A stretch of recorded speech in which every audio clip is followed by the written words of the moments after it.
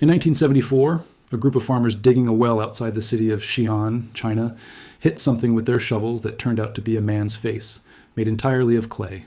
They had no way of knowing it yet, but they had just found the edge of one of the largest and strangest funerary projects any civilization has ever attempted. A buried army of thousands of individually crafted soldiers, standing in battle formation underground, facing east, exactly where their creator had placed them more than 2,000 years earlier. What almost nobody understood at the time, and what modern remote sensing, ground surveys, and forensic-level statue analysis have only fully revealed in the decades since, is that the Terracotta Army was never really the main event. It was the outer wall of something enormously larger, an entire underground replica of an empire, built around a tomb that to this day has never been opened, and that scientists remain seriously hesitant to open even now, for reasons that are stranger than most people realize. The man behind all of this was Qin Shi Huang, born Yingzheng, who took the throne of the Qin state in 246 BCE at the age of 13, and over the following 25 years, did something no one on the Chinese mainland had ever done before. He conquered and unified the competing warring kingdoms of the region into a single empire, becoming the first emperor of a unified China. He standardized currency, weights, measurements, and even the written script across the newly unified territory, connected the regions with roads and canals, and ordered the construction of the earliest version of what would eventually become the Great Wall. He was also, by every historical account that survives him, deeply and specifically obsessed with continuing his rule into the afterlife. And he began planning his own burial complex almost as soon as he took power, decades before his actual death, eventually mobilizing what ancient sources describe as roughly 700,000 laborers over the course of construction. The scale of what those laborers built is genuinely difficult to convey with a single number. The full mausoleum complex covers an area of roughly 20 square miles, deliberately designed to mirror the layout of Shenyang, the emperor's actual living capital city, essentially recreating an entire functioning imperial capital underground, for him to rule in death exactly as he had in life. The Terracotta Army itself, the roughly 8,000 soldiers, along with horses, chariots, and support units, sits in a set of pits located about a mile away from the central burial mound, not directly attached to it, functioning as a defensive garrison positioned to guard the eastern approach to the tomb, the direction from which the emperor's conquered rival states, and any threat they might still pose in the afterlife, were believed to lie.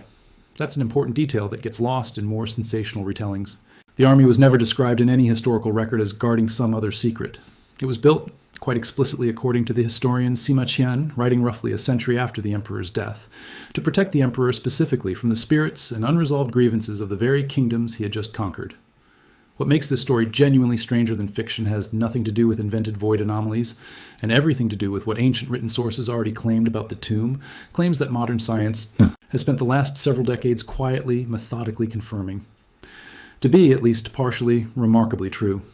Sima Qian's historical account, written down not as legend but as court history, describes the central tomb chamber as containing a scale model of the emperor's entire empire, complete with rivers and seas of flowing mercury, mechanically simulated to move using an ingenious system of channels, with a ceiling inlaid with pearls to represent the stars and constellations of the night sky, and the ground below shaped to represent the geography of the land itself.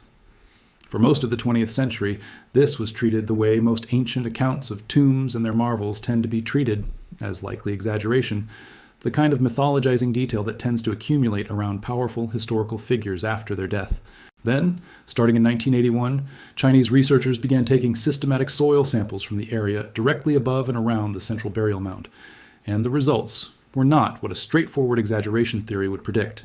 The soil showed abnormally high concentrations of mercury, distributed across the site in a pattern that roughly corresponded to the geographic layout of ancient China's major rivers and waterways as they were understood at the time the tomb was built. Follow-up surveys in the decades since, including more sensitive modern geochemical testing, have consistently reproduced this finding. Now, the mercury isn't uniformly scattered the way you'd expect from random environmental contamination. It clusters in a pattern. Whether that pattern truly represents a deliberately engineered network of flowing mercury rivers, exactly as Sima Qian described, or a somewhat less literal but still intentional symbolic arrangement, remains something researchers are still working to interpret with full confidence. But the underlying core claim, ancient historical accounts describing something with mercury inside this tomb, and modern soil chemistry independently confirming genuinely anomalous mercury concentrations in exactly the predicted location, has held up for more than 40 years of repeated testing. That is precisely the kind of case where an old written record, once dismissed as embellishment, turns out to have been describing something real all along, just not something anyone had the tools to verify until relatively recently. That Mercury finding is also the single biggest reason the tomb chamber itself has never been opened, and it isn't the only reason for caution. Mercury vapor is genuinely toxic, and a sealed chamber built more than 2,000 years ago with a documented network of mercury inside it presents both a serious health hazard to any excavation team and, more importantly, to preservation scientists, an enormous unknown risk to the tomb's actual contents. China's archaeological authorities have been explicit for decades that current preservation technology isn't considered advanced enough to guarantee that anything inside the tomb, particularly organic materials, painted surfaces, textiles, or documents, would survive exposure to open air without rapidly degrading. A lesson learned the hard way from the Terracotta Army itself, where excavated figures were originally found painted in vivid color that began flaking and fading within minutes of exposure to open air after 2,000 years sealed underground. Rather than risk destroying whatever is actually inside the central tomb through a premature excavation, Chinese archaeological policy has deliberately left the burial chamber sealed and unexplored, focusing instead on the surrounding complex, the pits, the auxiliary burials, and increasingly non-invasive remote sensing of the mound itself. That remote sensing work is where genuinely modern technology enters the story, and it's also where the honest, evidence-based version of what these scans found actually lives, as opposed to the invented electromagnetic anomaly version.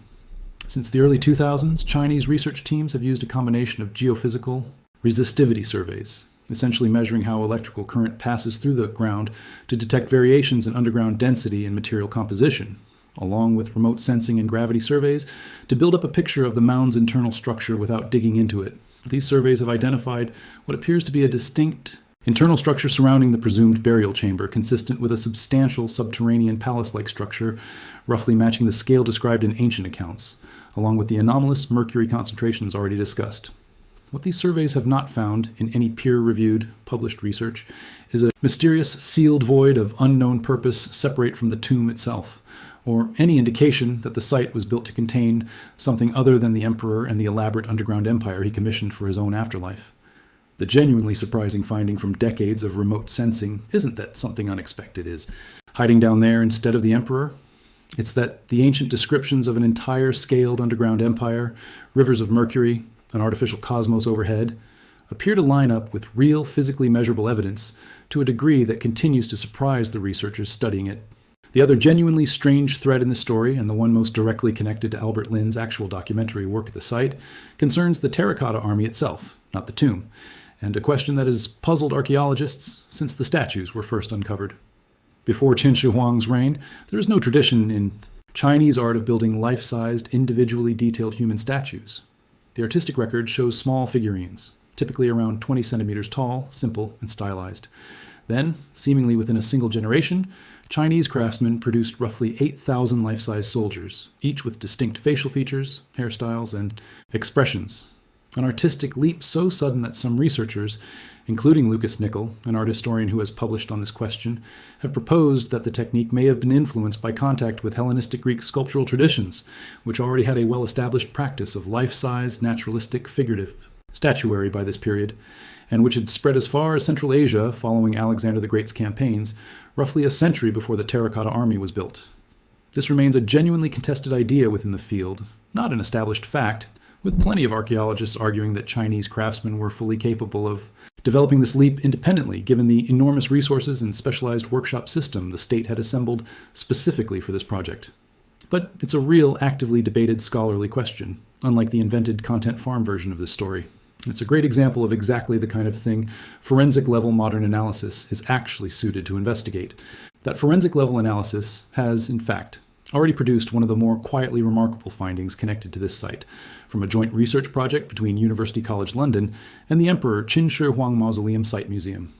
Working from the same forensic principle police use to identify suspects, that human ear shape is distinctive enough between individuals to function almost like a fingerprint. Researchers took detailed measurements of the ears on a large sample of the terracotta statues. If the statues had all been mass-produced from a small number of generic molds, you'd expect a limited number of repeating ear shapes across thousands of figures. Instead, the variation the team found was consistent with each statue's face, ears included, having been individually modeled rather than stamped from a shared template, even though the bodies themselves were clearly assembled using a modular system of separately produced, standardized parts, torsos, arms and legs mixed and matched, then customized with unique heads, expressions, and in many cases armor details reflecting actual military rank. It's a manufacturing approach that looks remarkably close to an early assembly line, mass production and individual craftsmanship combined in the same object, which tells researchers something concrete about how sophisticated the actual organizational and artistic infrastructure behind this project really was. There's one more myth worth clearing up directly, because it circulates constantly in exactly this kind of video, and it happens to be one that real science has already resolved. For years, popular reporting claimed that the bronze weapons found among the Terracotta Army, swords, crossbow triggers, arrowheads, had been deliberately treated with a chromium oxide coating, an advanced anti-rust technology that supposedly wouldn't be independently developed in the West for another 2,000 years, held up as proof of implausibly advanced ancient metallurgy. A more recent and considerably more rigorous 2019 study, using detailed chemical analysis of the weapons and the surrounding burial environment, found that the chromium traces on the bronze weren't a deliberate protective coating at all, but simply chromium that had leached in from the nearby lacquer, used to finish the weapon's wooden handles and scabbards, chemically transferring onto the metal surface over centuries of burial. The weapon's genuinely impressive preservation, still sharp and rust-resistant after more than 2,000 years underground, turned out to be explained mainly by the specific alloy composition the Qin dynasty bronze workers used and the particular soil conditions of the burial pits themselves, both real and interesting facts about ancient Chinese engineering, just not the exotic super science version of the story that spread online for years before anyone actually tested it properly. Put all of this together, and the honest picture that emerges from real scans, real soil chemistry, real forensic statue analysis, and real historical texts that keep turning out to be more accurate than assumed, is not a story about the Terracotta Army secretly guarding something other than the emperor. It's a story about just how enormous and how literal Qin Shi Huang's ambitions for his own afterlife actually were, an entire replica empire built underground, complete with a functioning artificial river system. An artistic revolution executed at a scale and speed that still puzzles historians,